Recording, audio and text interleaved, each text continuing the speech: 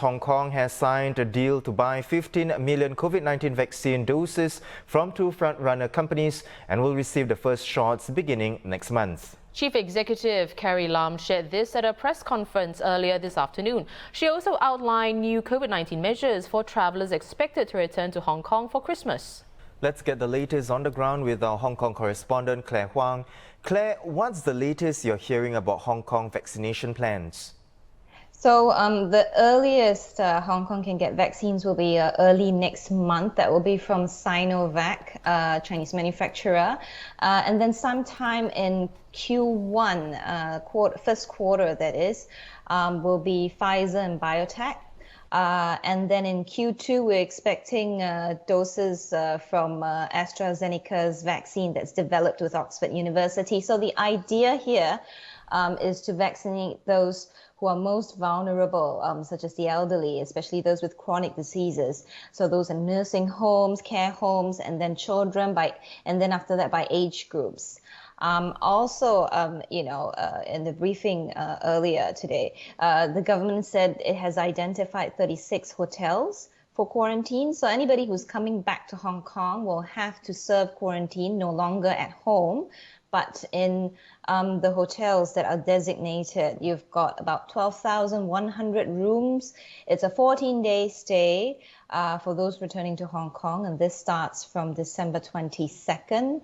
80% of the rooms are Hong Kong $2,000 or less. There's about $400. So there is a whole range of steps accompanying this quarantine, such as designated transport to ferry people from wherever they come from, and then go to the hotels. And then there are samples for testing. Multiple tests will be done.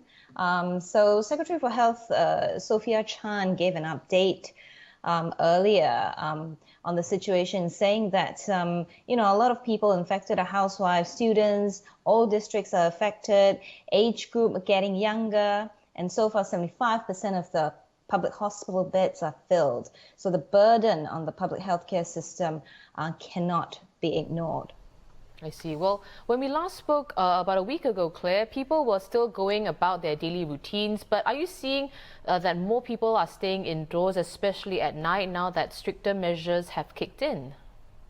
Well, some of the toughest measures we've had here, like no dining in services at eateries from 6 p.m., and closures of more than a dozen type of venues like gyms, sports centers, massage parlors, as well as the closing off of beaches, public leisure facilities. They have been reimposed to counter this new wave. We are on our way to the peak of this new wave. So yesterday was the first day these rules kicked in. Today is the start of a new rule where you've got a 5,000 Hong Kong dollar fine. That's about 860 Sing dollars, for breaching the rules. So in general, there are fewer people on the streets, and last night a walk in Central, you have people carrying bags and bags of takeaways. There's not much of a choice because restaurants have to close, their doors to walk-ins. So business is expected to be brisk for, supermarkets, food delivery platforms, as we go back to cooking and ordering online. Right. And how are authorities ensuring people are abiding by COVID-19 rules? Are there safe distancing ambassadors like that in Singapore? That is a very Singaporean mindset, that we need ambassadors to instruct us what to do, right? Well, whatever works, right? It may be something that makes us unique, but in Hong Kong, we seldom have that.